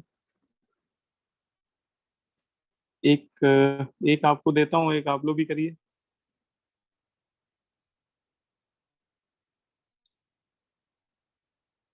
सर इसका दूसरा मेथड बता दीजिए एक बार। हाँ क्यों दूसरा मेथड? यस सर, बिना फॉर्मूले के, जो आपने मोलारिटी वाला फॉर्मूला बताया था उससे। हाँ वो भी कर सकते हैं, बेसिक डिफिनेशन से जाना पड़ेगा हम लोग को। हाँ जैसे देखो इसमें क्या दिया हुआ है, mole fraction of A in water is 0.2। अच्छा तो हमें देखो दो बातें, एक ही इंफॉर्मेशन दी है, mole fraction of A in water is 0.2। इसका मतलब देखो मोल फ्रैक्शन अगर 0.2 है ना, इसका मतलब ये कि अगर आप पूरे सॉल्यूशन के मोल 1 मोल ले लेते हैं, सपोज पूरा सॉल्यूशन 1 मोल है, ले लेते हैं, तो उसमें केवल ए के मोल कितने होंगे? 0.2, है ना?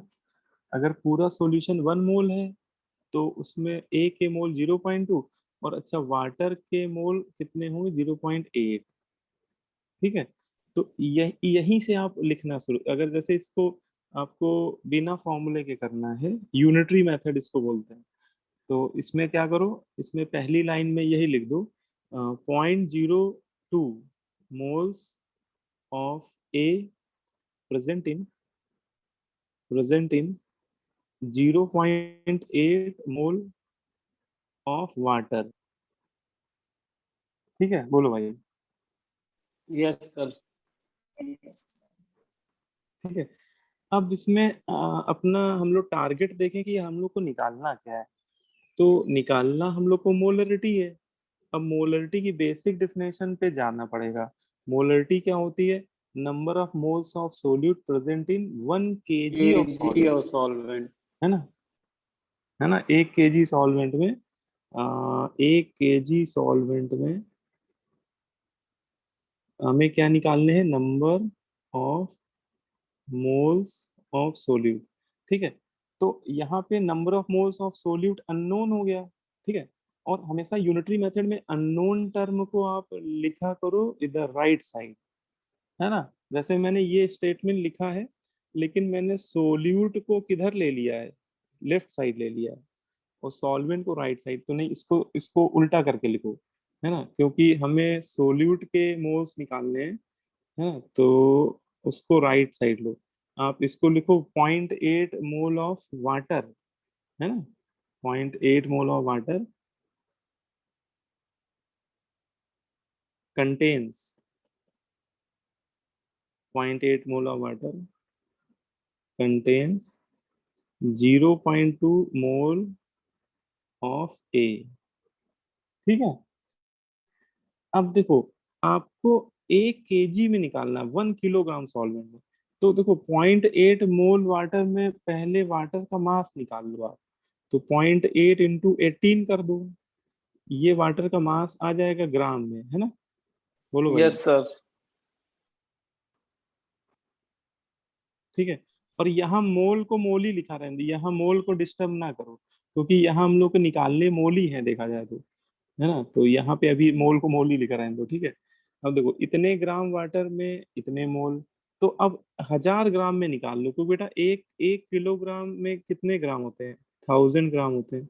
तो आप 1000 ग्राम में निकाल लो कि 1000 ग्राम पानी में कितने मोल है, तो ये हो जाएगा 0.2 divided by 0.8 into 18 multiply by 1000।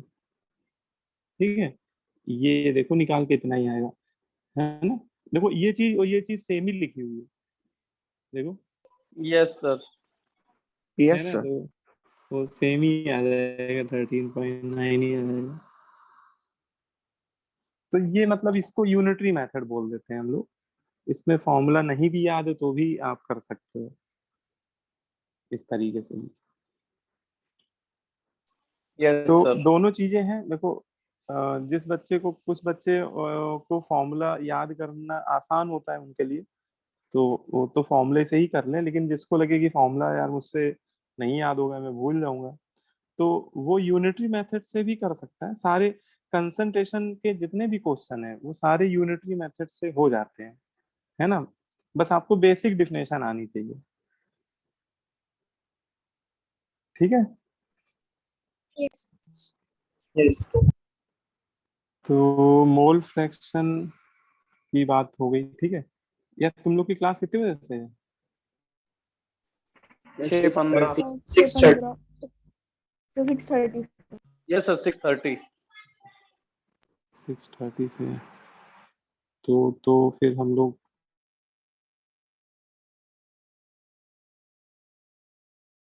तो आप लोग कर लीजिए, एक क्वेश्चन तो कर ही लीजिए कम से कम, एक क्वेश्चन तो बनता है भाई।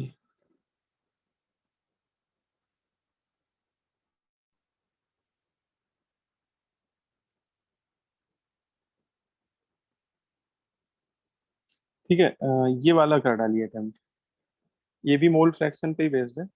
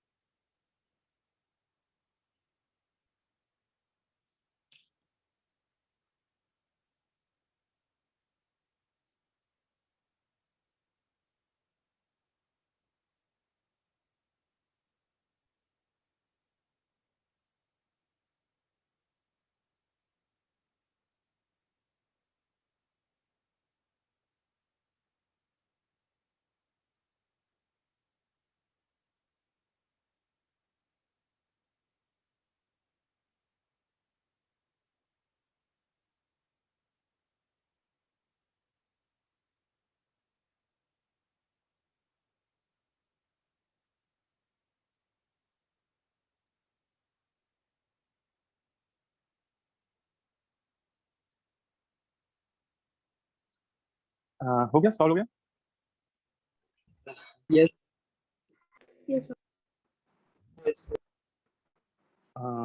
तो बताओ इथेनॉल के कितने आ रहे मोल फ्रैक्शन? 2/7। तो 0.5 अपॉन सर 1/13। 2/13। 2/20। सर 1/13। अच्छा सर इथेनॉल के 2/13।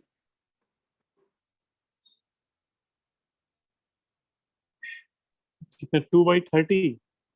नहीं सर 1/6.5 आ रहा। यस सर, वन सर वही तो 2/13। 2/30 अच्छा देखो, एक बार मैं कर भी देता हूँ, आप लोग चेक कर लीजिए।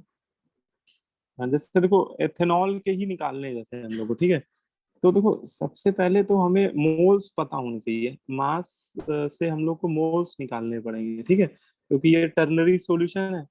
और आपको ये मोल फ्रैक्शन तो सीधे हम लोग लिख सकते हैं फॉर्मूले में। अब इसमें मोल पहले निकाल लेते हैं। देखो एथेनॉल के मोल को मैं N1 मान रहा हूँ। एथेनॉल का मास है 46 और एथेनॉल का मोलर मास 46 निकालोगे तो वो भी से 46 ही आएगा, है ना। और मेथेनॉल का मास है 16, मेथेनॉल का मोलर मास 32, तो ये आ जाएगा 1/2, 0. है ना, 0.5। वाटर का मास 90, वाटर का मोलर मास 18, तो ये मोल आ गया 5, 5. है ना। बस अब ये वैल्यू सब्स्टिट्यूट करनी है हम लोग को। तो एथेनॉल के मोल 1 हो गए और डिवाइड बाई टोटल ही करने हैं, तो 1 प्लस 0.5 प्लस 5, तो 6.5 है ना। Yes sir. तो इसी को आपने निकाला होगा 1/6.5, ठीक है। Yes sir. Yes sir. तो ये याद है, देखो 1/6.5 जब करोगे तो 0.153, 0.15, ठीक है। ऐसे ही आप इन दोनों के भी निकाल लेंगे बहुत आसानी से, ठीक है। So 1/13 Yes. और 1/1.3. हाँ यस सर। ठीक है। तो इसमें ऐसा कुछ है नहीं, लेकिन इस तरह के क्वेश्चन आपके जैसे स्कूल पेपर में ये बहुत कॉमन क्वेश्चन है जो आएंगे, तो मतलब ये सब करने आने चाहिए हम लोग को। मेंस लेवल में ऐसे क्वेश्चन आपको बहुत सारे मिल जाएंगे। तो आप लोग इसमें ऐसा करिएगा, एक रेजोनेंस की सीट में एक एक्सरसाइज दी हुई है। मुझे एक्सरसाइज याद नहीं आ रही एग्जैक्ट, एच है कि जे है, कौन सी है देख लेना। कंसंट्रेशन टर्म पड़ा होगा यूनिट, उसमें हेडिंग देख लीजिएगा, कंसंट्रेशन टर्म होगा। सेक्शन एच मुझे याद आ रहा है कि सेक्शन एच होना चाहिए, है ना। तो उसके क्वेश्चन करिएगा आप लोग, ठीक है। Homework Yes. में थोड़ा प्रैक्टिस के लिए। और कुछ क्वेश्चन मैं आपको इसी पीडीएफ में ऐड करके दे दूंगा, है ना। जिसमें अभी क्योंकि हम लोगों ने सारे टर्म नहीं पढ़े, अभी जितने पढ़े हैं उन्हीं से रिलेटेड में कुछ क्वेश्चन आपको इसमें अपलोड कर, इसी पीडीएफ में नीचे ऐड कर दूंगा, ठीक है। तो करिएगा आप लोग, इसमें थोड़ा प्रैक्टिस मांगता है ये वाला टॉपिक, है ना। थोड़ा आप लोग करेंगे क्वेश्चन तो आपको कॉन्फिडेंस आएगा इसमें, ठीक सर है। इसमें कुछ स्पेसिफिक क्वेश्चंस करने हैं तो सारे? देखो एक्सरसाइज 1 ये सारी कर डालो, ठीक है। हाँ ये है कि अभी हम लोगों ने वो पीपीएम नहीं पढ़ा है, अभी पीपीएम कहीं आ जाए तो उसको छोड़ दीजिएगा, बाकी तो तुम लोग कर डालोगे, बाकी तो सब कर डालो, है ना। पीपीएम और नॉर्मलिटी तो सीट में है भी नहीं क्वेश्चन, नॉर्मलिटी के नहीं मिलेंगे इतने क्वेश्चन, ठीक है। Yes sir. तो ये कर लीजिएगा, मैं कुछ क्वेश्चन और भी ऐड कर दूंगा इसमें प्रैक्टिस के लिए, ठीक है। चलो फिर वाइंड अप करता हूँ। संडे को एक क्लास अगर मेरे पास टाइम मिला तो एक क्लास में एक्स्ट्रा लूंगा इस संडे को, तो सैटरडे को ठीक है। नहीं सैटरडे टाइम पे कोई क्लास नहीं? नहीं, तुम लोग की तो नहीं है, मेरी क्लास लगी हुई है तो यस सर, हम संडे तो को संडे संडे को लेंगे। संडे ही को ले पाएंगे, ठीक है। हम सोचे थोड़ा चैप्टर ये कंसंट्रेशन टर्म अच्छे से करा दे, उसमें खूब सारे एग्जांपल भी करा देंगे तुम लोगों को, प्रैक्टिस वगैरह, यस सर। ठीक है। सर कितने बजे करेंगे चलो तो अच्छा, संडे को? या मॉर्निंग ही सही रहेगा, सुबह ही सुबह रख देंगे, हाँ यस 8 सर। बजे के आसपास, ठीक है। Yes sir. चलो ठीक ठीक है, मैं फिर वाइंड अप कर रहा हूँ। Thank you sir. Thank you sir. Thank you sir. Thank you Thank you sir. sir. Thank you sir. Thank you sir. Okay बेटा।